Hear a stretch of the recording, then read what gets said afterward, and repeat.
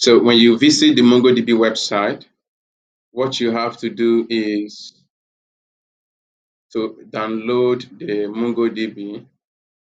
After downloading the MongoDB, you install. Then after installation, you'll be able to use it. MongoDB is a popular database, especially for people using Node.js. I think Node.js made MongoDB popular. MongoDB also um, contributed to, in the early days of Node.js and MongoDB, it happens that both of them were developed within the same time. And then the concept behind both of them were so similar that they could work together. MongoDB saved data in JSON format. I've told you what JSON is earlier. So you guys have JSON now. And then MongoDB, Node.js itself supports, being that it's a JavaScript driven platform, and JSON is JavaScript object notation. So JSON is something that is inherently recognized in JavaScript space, and that includes Node.js. And like you've seen that most of the API we have been building, like in the user section, we have been returning data in form of JSON. And these are things that are common in Node.js. And then MongoDB itself saves data in JSON format, which is very, you see that both of them now are consistent. They have similar ideology in terms of data presentation or storage. So that in the early days, MongoDB happened to be the default database that most Node.js developers uses on default, especially in terms of learning. And then when there is a choice in the organization for such database, it's usually both of them usually work together in most cases. Though Node.js support the other kind of databases, including SQL, you can take some time and read off about SQL. So this introduction is actually on database, but with a high focus on MongoDB. Now, when you talk of MongoDB, it's just a kind of database. It's a database management system. That is the kind of software that we use to manage data. And now we have different kind of database like this or database management systems. We have the SQL based databases like MySQL, Postgres, SQL Server, and so many of them. And the difference between the way these SQL databases save their data and the way the NoSQL databases save their data is very obvious. MongoDB fall under the category of database that are called NoSQL, which symbolizes that it doesn't need SQL. It doesn't depend on SQL. SQL itself is just like a query language. It's a query language, just like you have JavaScript for programming. SQL was developed to query data. While you use JavaScript and other languages to build your application, SQL is meant to be used to build your data, to interact with your database. And it's usually with the SQL oriented databases, just like the examples I gave you, MySQL and all the rest. But then as the databases evolved, we have now different kinds of databases. We have the object DB type, and MongoDB is the category that fall under NoSQL. There are so many type of NoSQL database. Like MongoDB is classified as a document because everything is saved in form of a document and usually in JSON format. And then we have the ones that are in form of graph. Example of graph database is one that is called Neo4j. Neo4j. This is a database engine mainly for graph. We have also other ones, kind of databases. We have the one that is called key value pair. Key value pair database. You can see key value databases here, and there are so many examples of them also. And we also have other non-SQL databases like time series. There are so many different type of database. But then what is important is in your beginning level to at least master one type of database. And the most important aspect of them will be an SQL or one type of no SQL database, like no document database like MongoDB. So in this case, we are going to start with MongoDB and use it to build our application as a NoSQL database. Now, We also have another category of database they call multi-model, like the database called ArangoDB. ArangoDB is a multi-model database. And what multi-model database means is that you can read up on all these databases and see what they provide. Now, when you talk of multi-model, it's a kind of database that allows you to save your data in different formats. For example, the ArangoDB allows you to save your data in form of JSON, just like MongoDB. Then it also allows you to query the same data you save in form of graph, just like Neo4j. And then it can also help you to do a kind of what we call search databases. There are some databases that are specifically built for search-oriented work. And then you can also use your ArangoDB for search-oriented project you're building. So that is why it's classified as a multi-model database. And Neo4j is exclusively for graph. And then when you talk of graph, you already know the graphs used in school. Definitely, you must have seen some graph mathematics, and you know that graph is not just like normal courses or subjects. When you're developing graphs, you can see an example of graph here. You see the data are scattered in different points like this, and they are not connected with lines, just the way you draw graphs like your quadratic equation graph. You see, this is a graph database. Yeah, and all these points you are seeing now are data. This will represent your joy, like in the database we built in our previous application. Not every database anyway, and in-memory database just created a variable with list of values where we have Joy, Chinedu, and all the rest in the other class. Now, this could represent the Chinedu, this could represent Joy, this could represent other people. But then you see that there is a connection between each of them. So this is how graph database work. You have your data in form of node. These are called node, and then these lines are the connectors. And it's always very helpful in works that require deep insight, like they are telling you here, and fraud detection. So, like if you see in a case where money was removed from an account, there is usually another account that money was sent to. And then there is also another account that the money was sent to. So even if you move money from my account and you send it to 20 different people along the line, with a graph database, it's easier to find out the link between when it moved from my account to all the various accounts it moved along the line. And that is why it makes it very helpful and easy for fraud detection, because the chain of the actions or the data is easily visualized and queried, unlike the other kind of databases. And then when you come to MongoDB itself, you see that documents are stored in JSON, like I told you. Like you see, this is an order data. So when we create our database, you can have something like this, like in our order, you can have something like this. This is the ID of our order. This is the day that it was sold. And then this is the data of the customer. Then we have the name of the customer, we have the gender, and the rest of that. So you can see that this is just like a normal JSON object you have in JavaScript. And then the JSON object, you can see it have another JSON object inside, which is an inner document. So in this document, we have an inner document. So this kind of database, you can have embedded documents in an embedded document, and the chain is as much as you can build your application. So this is how MongoDB saves the data. And while in Neo4j, you see that things are saved in graph like this.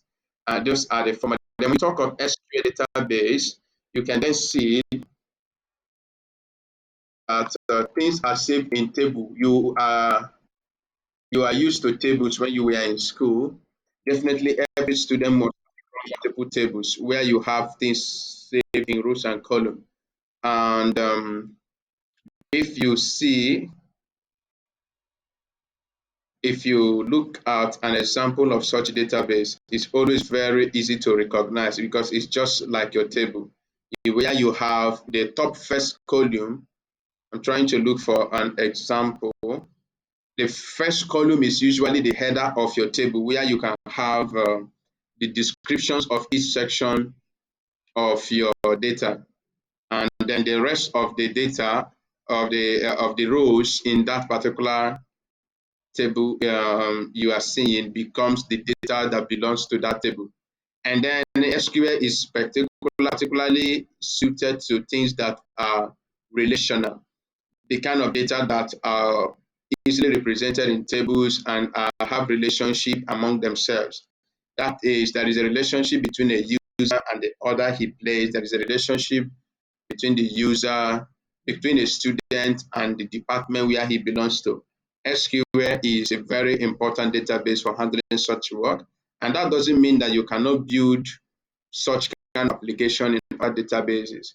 All these other databases, you can use them to do different things than is popular among the users. But then the requirement for you to be able to achieve excellence and performance could then differs. So that is why most time it's always very important we use the right database for the right job.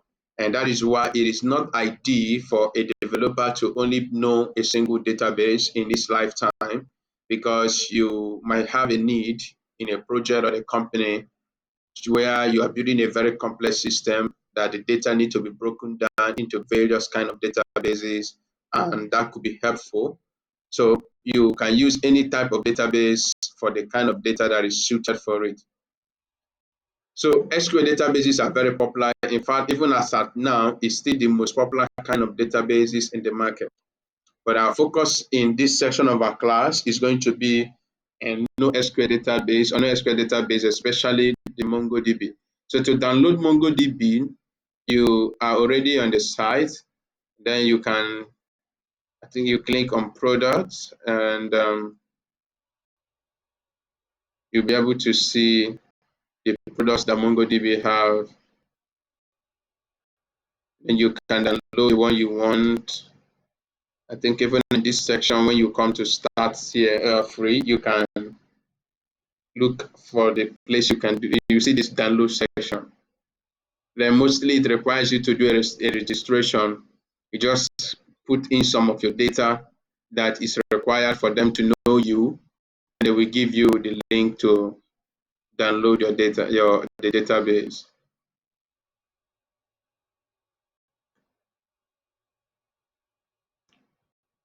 Okay. Um, just want to get to the download link directly. And sometimes, okay, it's good to let you know that MongoDB have two versions. There is a free version which you should download, the community edition as it's called, and then there is an enterprise version. So you see, you can download for Windows. You just click download, or you can change here to zip file, but then you can still download the MSI and install in your system. And then there is an enterprise version which companies use, and it's a paid version. You don't need that. That could be they are very expensive for you to use in learning. There's no need for that. You need the community edition. So you just download the community edition and install. The installation process is not hard. So let me check if I do have MongoDB downloaded already in my system. So I can just take you through.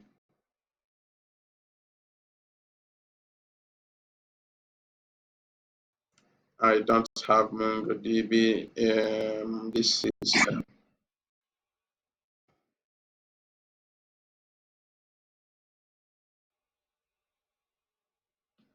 okay.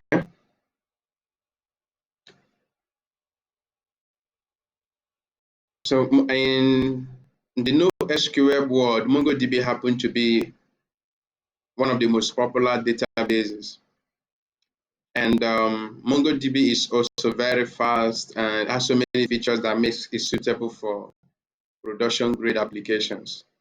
There are currently also several thousands and millions of software that have been built on it. So you even the ones that are not publicly known, there are so many of them that have used MongoDB in production. so that you can beat the chest that knowing MongoDB will be profitable to you. I've also seen jobs where it was heavily required. There are companies that depend on it such that if you know it, your knowledge of it is an advantage.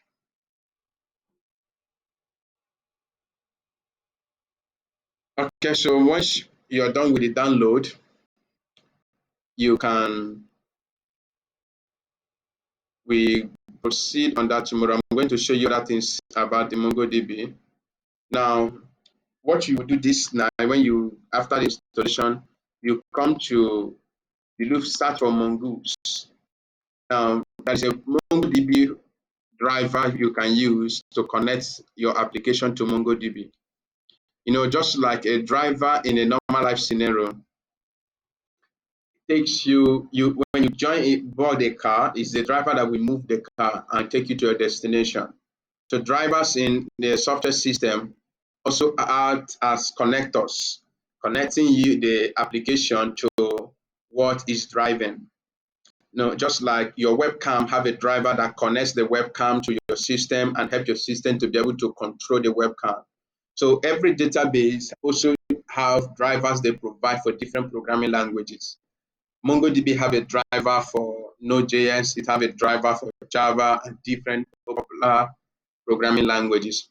But then we also have what we called Object Relational Mapper or ODM, Object Data Model. Now, these things are a different kind of software that help us manage our database easily, more other than just using the normal drivers. If we want to use the driver, what we could directly, we can just search for MongoDB npm. You know, npm is the library platform for Node.js. When we search for this, you will see the MongoDB driver, which is MongoDB like this. You just install it in your application, and your application will be able to query MongoDB. If you come down here, you will see the way to install it, npm install MongoDB. And then if it is a TypeScript project, we are not doing TypeScript now, you need to install the types, which we don't need for now. And then you see the driver also has information on how you can use it to connect your Node.js application to MongoDB.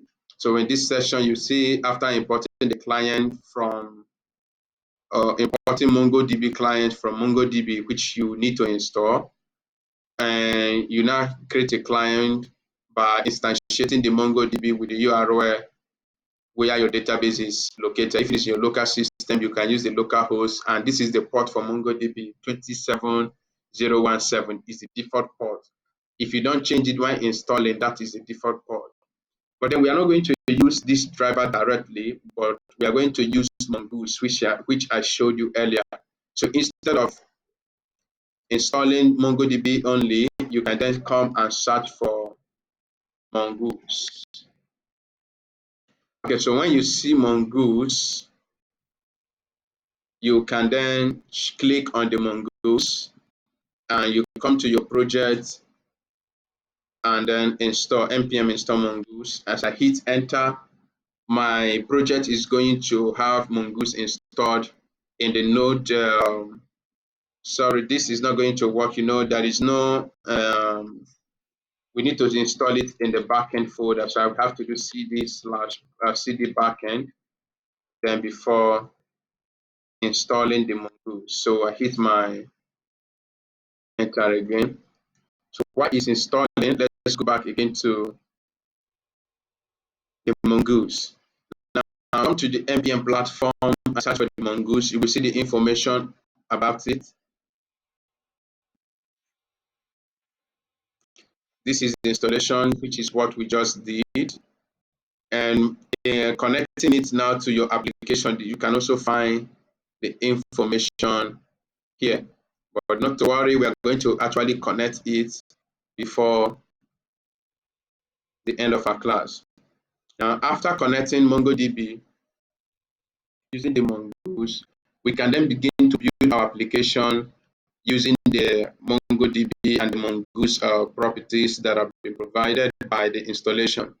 And then what MongoDB do is the way you create your schema. What is called schema is just your database object, what where you are to install, sorry, you'll save your data.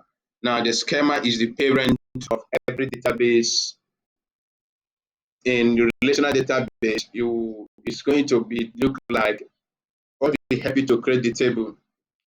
Now with the schema, you'll be able to define the properties of your collection. MongoDB calls their tables, it's called a collection because it's like taking the idea of a group of documents. You know, in your file or when you go to a school or an office, related files are usually collected and grouped together into some kind of a cabinet.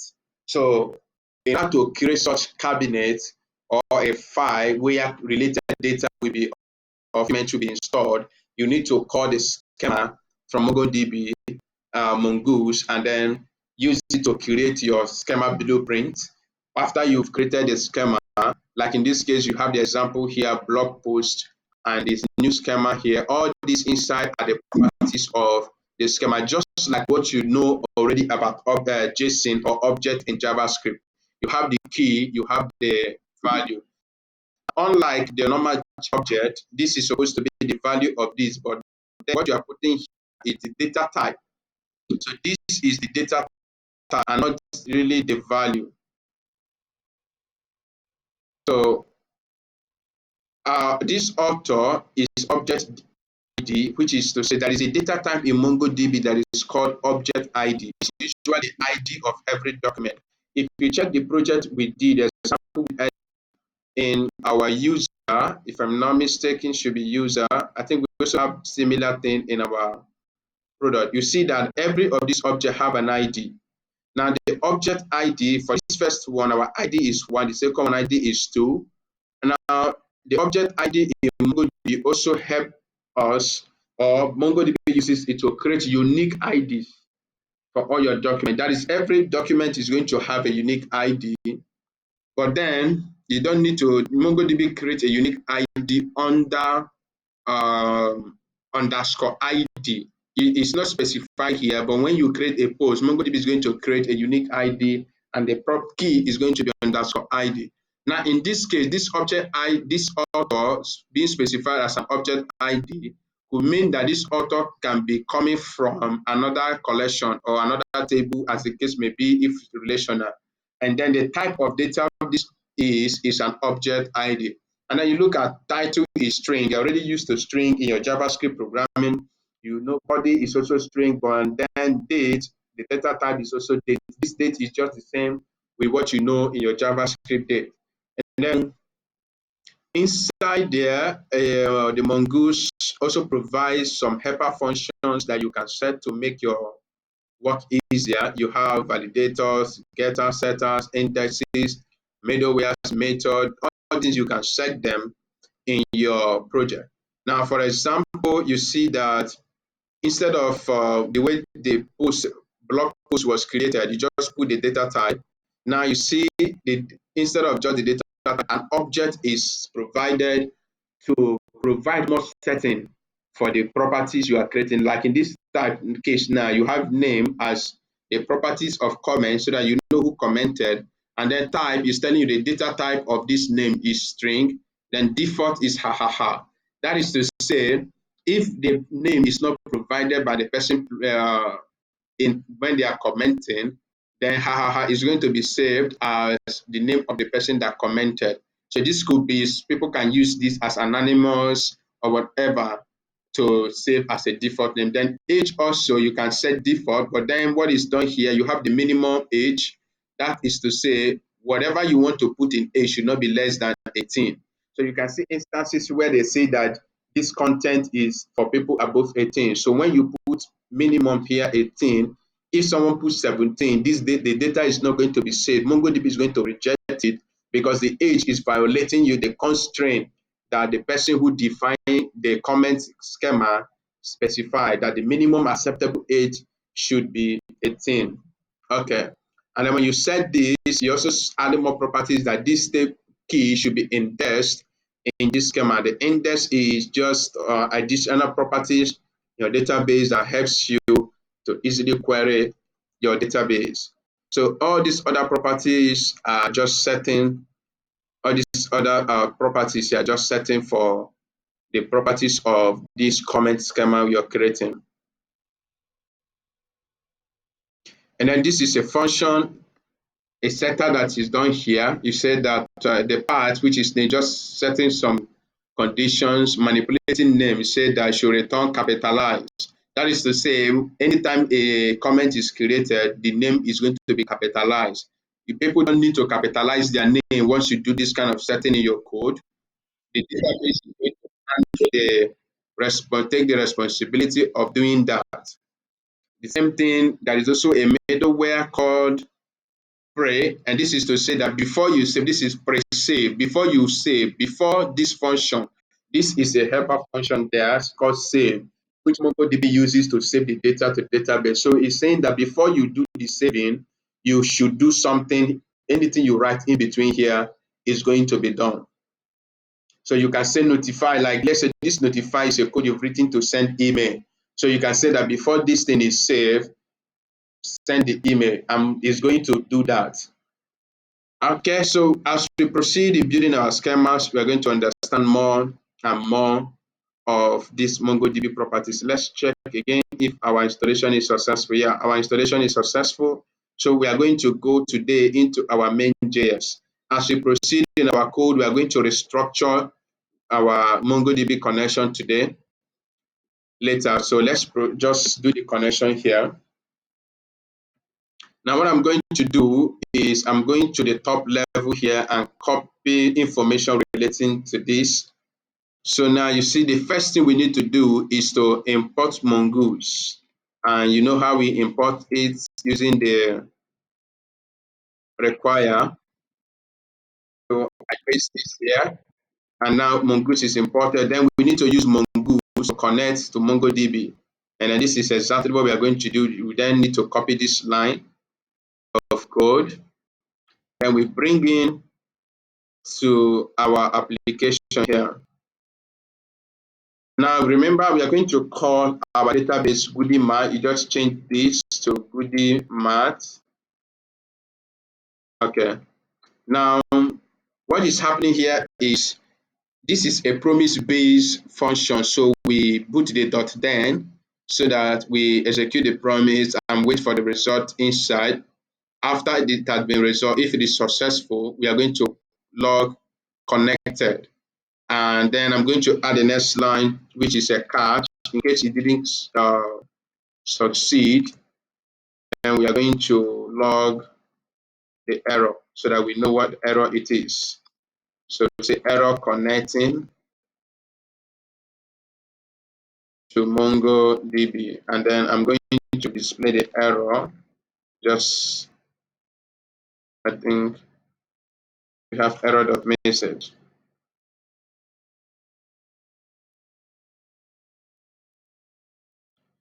Okay.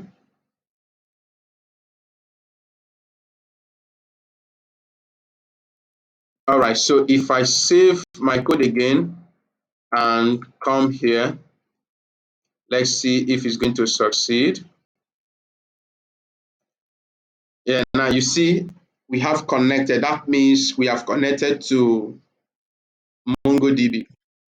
Yeah, the connection was successful. If I remove 7 here and put 6, the connection will fail, and then we are going to see the error message. So just a moment. Yeah, our app is listening on port 3000, but then we didn't see the message connected.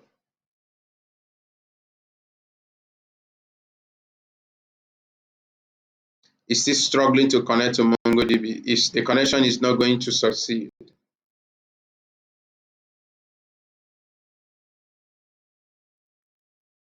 Okay.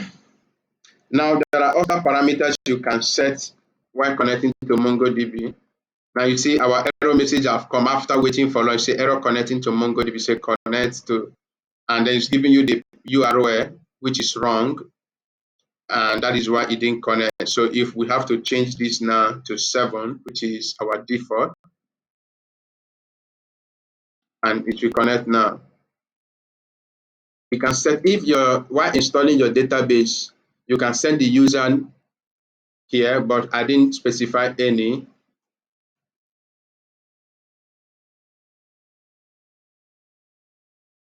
There are things you can set here. I'm just trying to look for some settings. Let's go back again here, see what we can.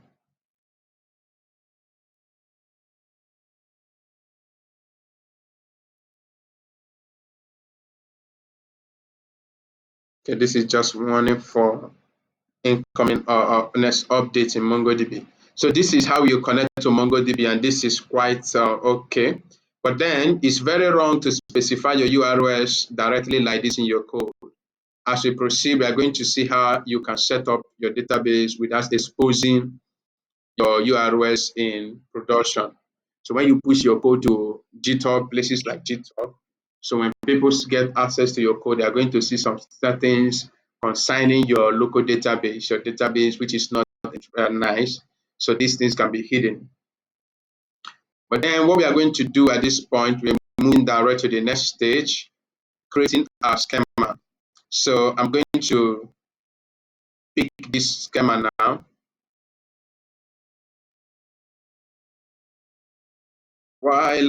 So in our code here, you see we have a section called model. Now we are going to create our model. What we are going to create now is user.model.ts.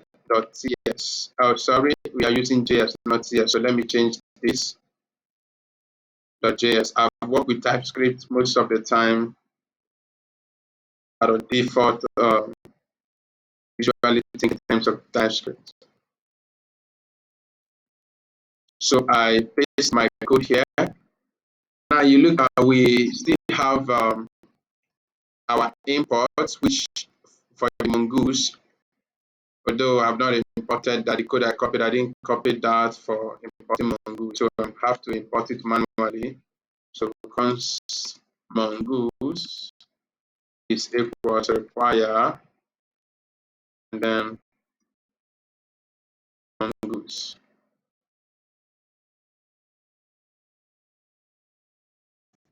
All right, so instead of blog post, what we are creating is user. Let's call it user schema. Now we need to export our user just like the way we have been exporting, make our user's model accessible outside the file. You can say module.export. You can also use our object and say user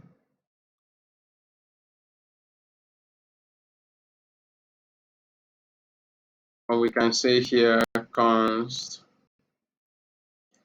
Okay, let's say here mongoose dot model. We have the model name. The model name we want is user. Let's realize it, and then we have the schema, which is user schema.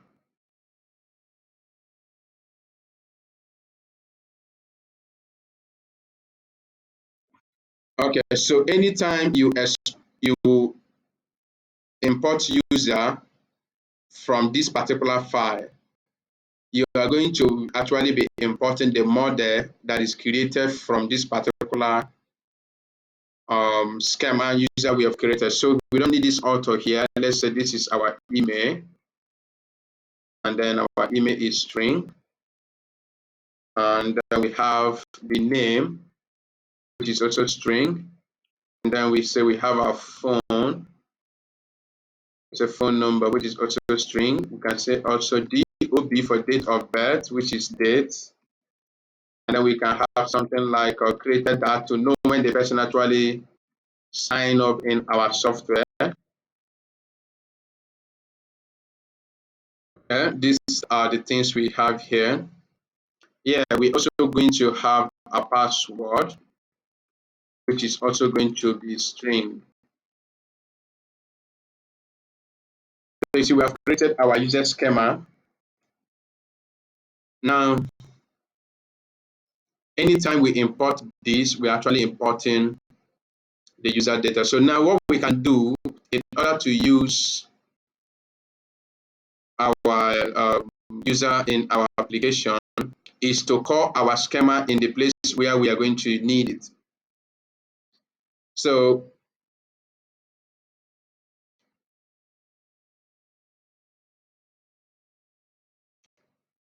okay,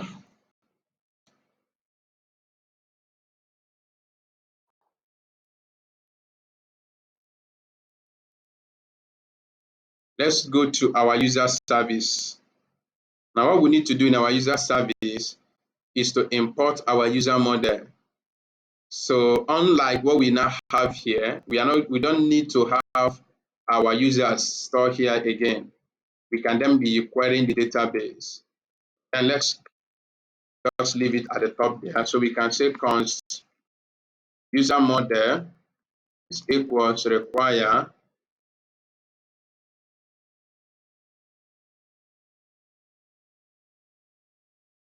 models slash user.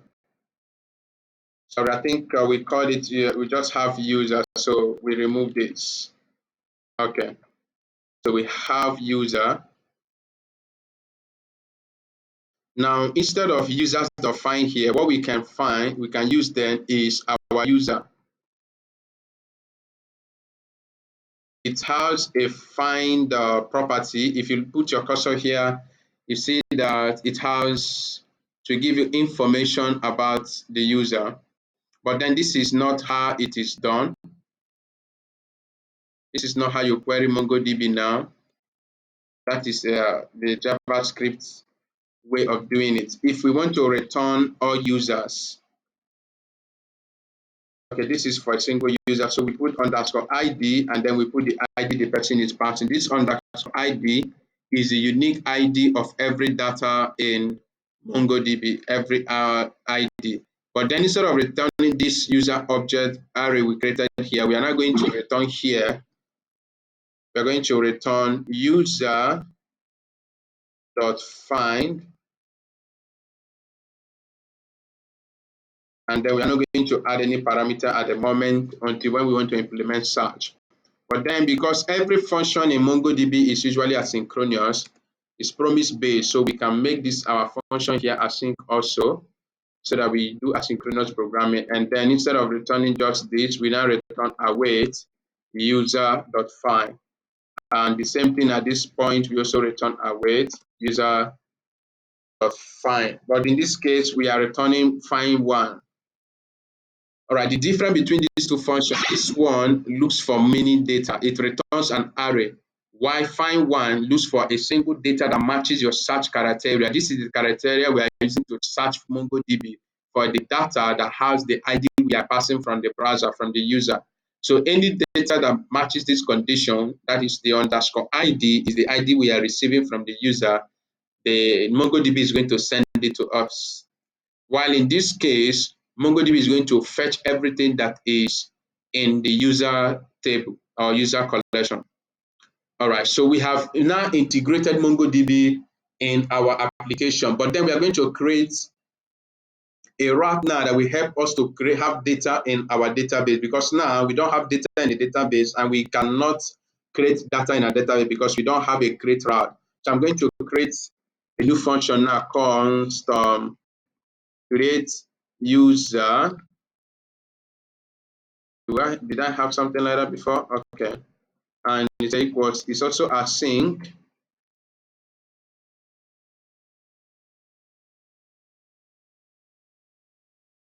Okay, and what we have here now is the data the person is passing, the user data. So what we want to do here, we are not going to do much. We are just going to return await user.create. And we pass our data. That is a function in MongoDB also that is for that in mongoose that help us create data in MongoDB using the create function. What this is going to do, all the things inside here, all the properties of this data is supposed to have the properties of our model. That is, everything here is going to have things like this. So all the things that matches any of these are going to be saved in our database with that create function. So we have been able to create a route which we can use to create data in MongoDB. This is just a simple example of using MongoDB to save our data. So we export our function from the service, our create user function, then we come to the controller, that is the user controller. Now we also need to create a RAR. Let me delete all this now. I'm sure you have already implemented these changes. So at this point, we are also going to create the create user function here. And then it's also async. But in this case, our parameter is request and response. Okay, so at this point, we're going to get the user data from the person accessing our application. So we need to do that with request.body.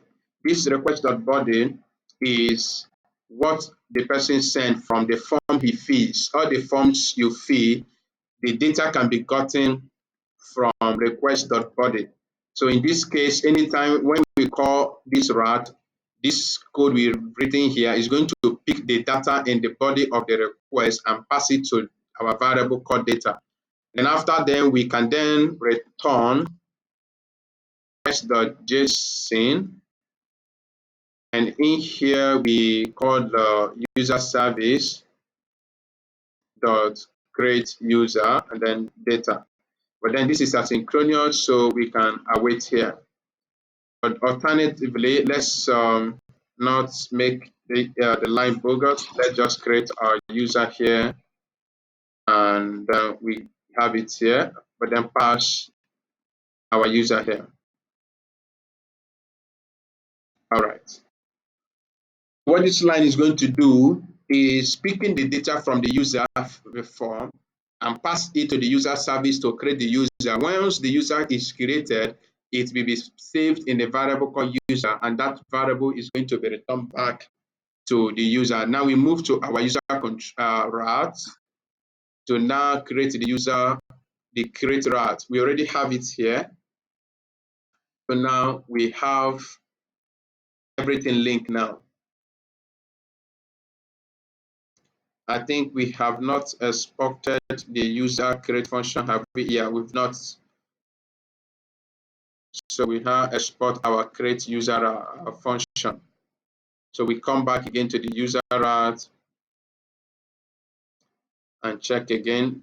If you click here, once it's able to open in the function, okay, yeah, it means our linking is successful. So what we are going to do now, we're going to use the postman and create a user. So what I'm going to do now, this is a new route. I want to rename this route to create user. Create user. So when you look at it, you know what the route is doing.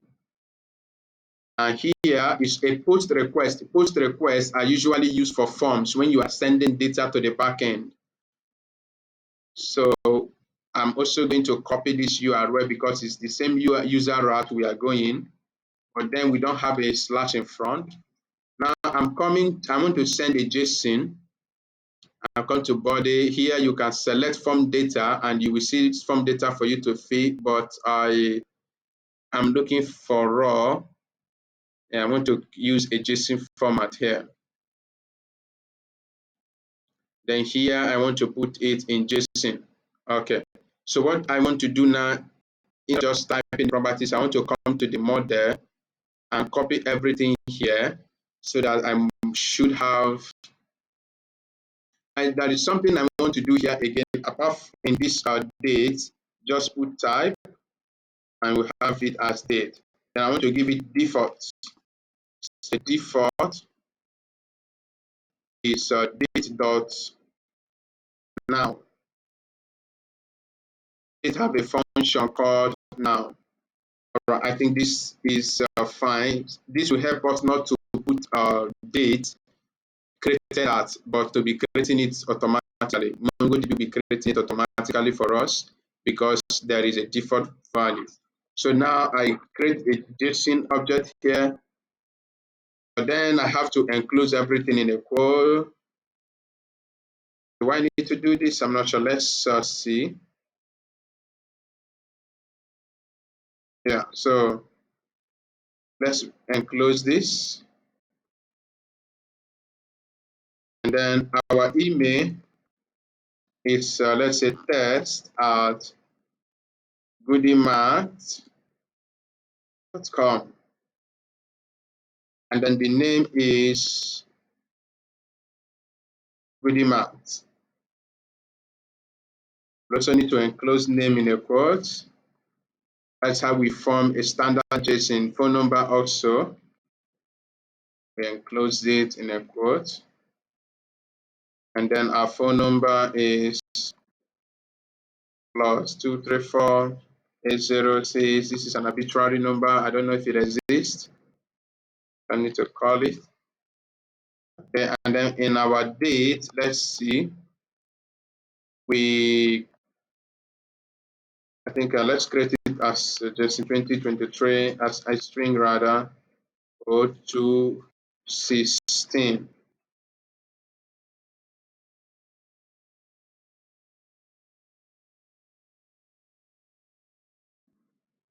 Parallel.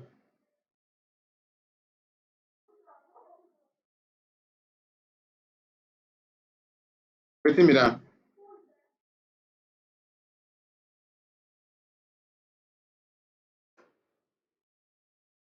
So I can remove the greater created at because it already exists. MongoDB will do that for us.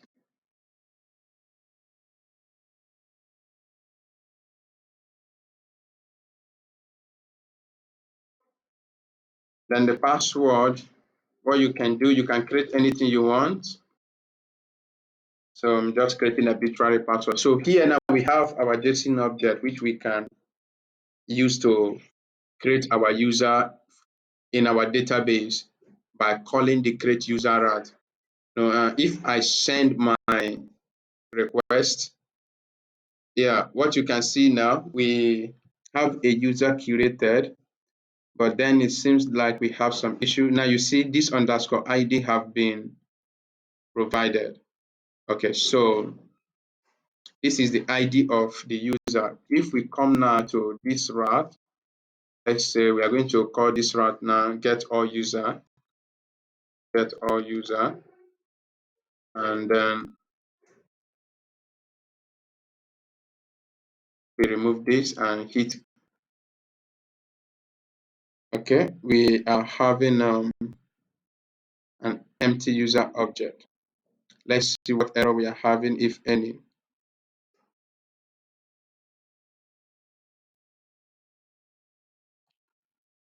Okay, back in create user, we have this.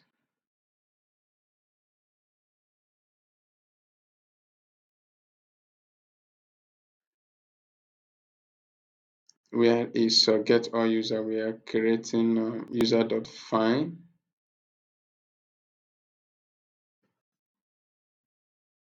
So let's see. Equals.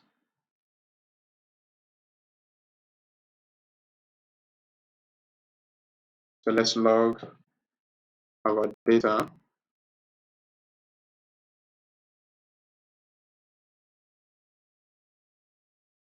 The users. Then let's return users. Yeah, let's do the same thing for here, just to see the data we are fetching. User equals. Then we return user. Then here we log user. Very soon, when we get to debugging section, we'll see how we can debug our Node.js code without using console. So in this point also, we check what is saved here. And we also logged the result of the create.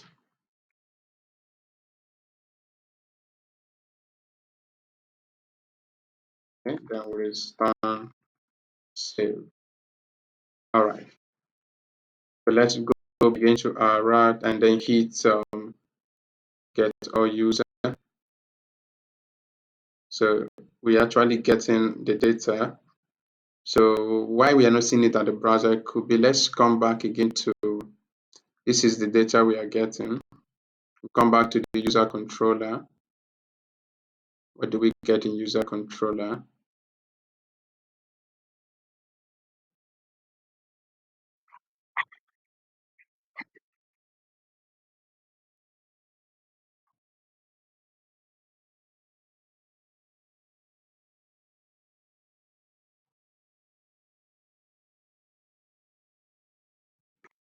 Okay, I think we need to put await here. We are missing the await. All right, so let's try it again. What are we seeing?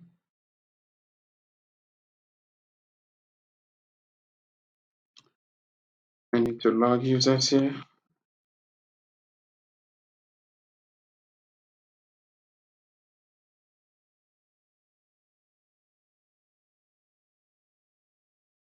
Okay.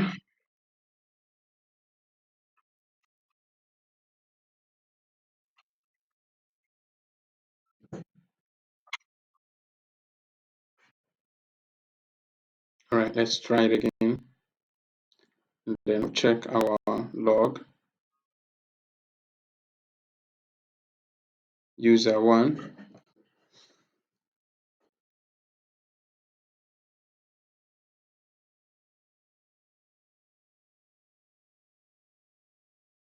This is our control. What about the user one? It's wrong here. Get our user. This is strange. Let's look at our local host here.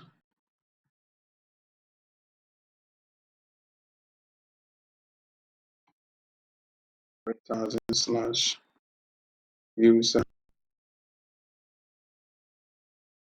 We are having our data here. Oh, I think let's see what could be wrong here. Yeah, we are getting our data. I'm the one mistaken. We are getting our data here. When we hit get all user, we are getting our data here. So let's try create a new route. Add request, and then let's rename this to get user by ID, and then we still have our link to be the same, http/localhost 3000, and then instead of one we put this underscore ID. Now you see our application is having error. Let's investigate what the error is.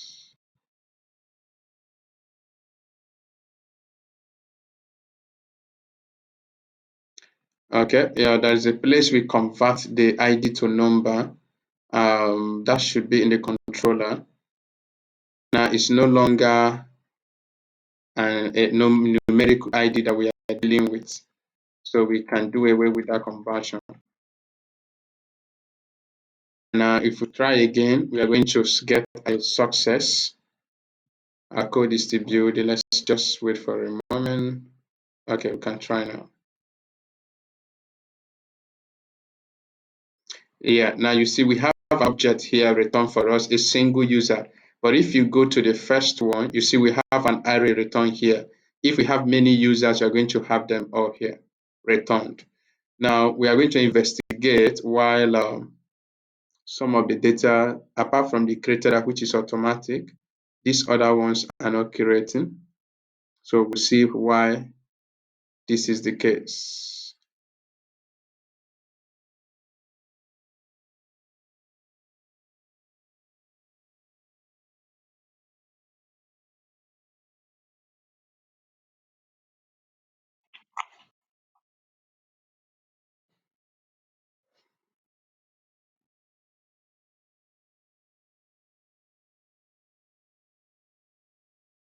Just a moment, I'm trying something here.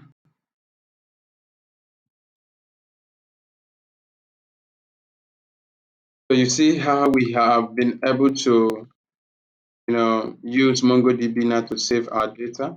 The user you've seen, the data you've seen now is not coming from our code, but it's coming from the MongoDB database.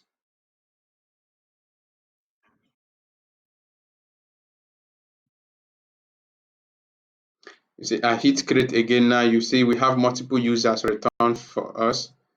You see, now we have created multiple users. Although some of the data we entered are not just saving, but you can see that we have our users created, multiple users. We have two now. We'll still investigate what is happening in the create section.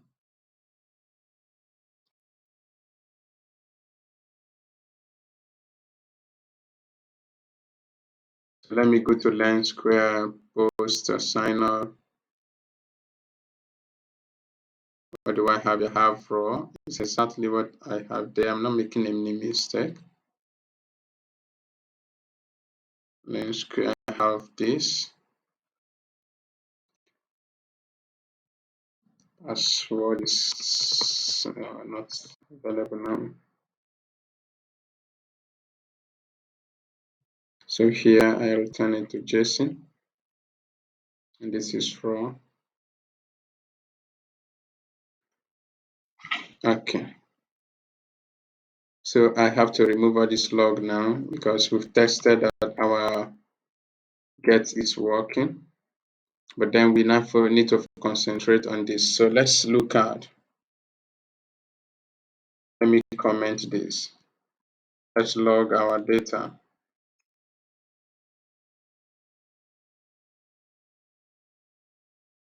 Then we'll return our data, just return the data to the front end.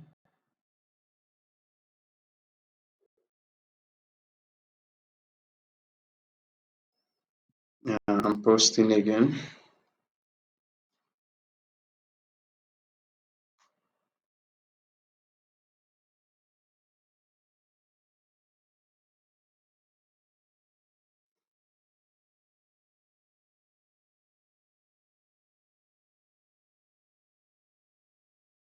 Okay, saying data undefined. That is a problem.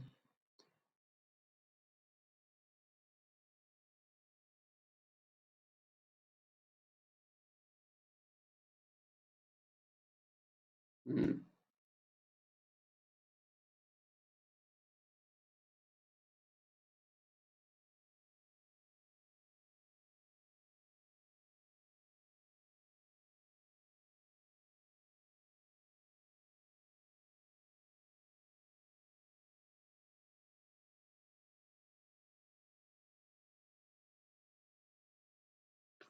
I think the issue is coming from our application not accepting JSON. Let's investigate a little bit.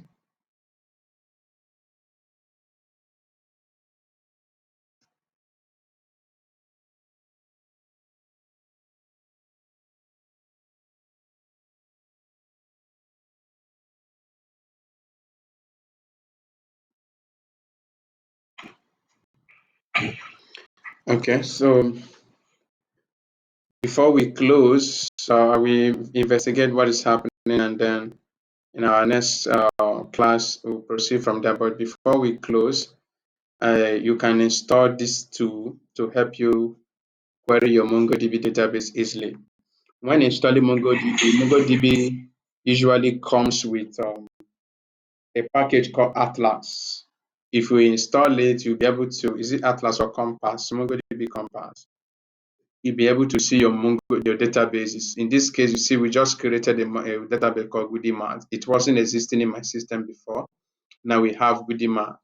If I open here, you see we have a user collection. If you open the user, you see the two data we created. So you can see that the ID and the created that is there, but the other data were not there because our application is not accepting JSON at the moment, which we will fix subsequently. So what you do, install this tool or you install MongoDB Compass. Do I have Compass here? I'm not sure. I use this one most of the time. So if you install this tool, you'll be able to also query your database very efficiently. Now you have been introduced to MongoDB, setting it up and using it in your application instead of just keeping your data in variables. In our subsequent class, we build on what we have learned today to keep on developing our application until we have achieved our intended goal. I don't know if you have any question you can ask now before we call it a day.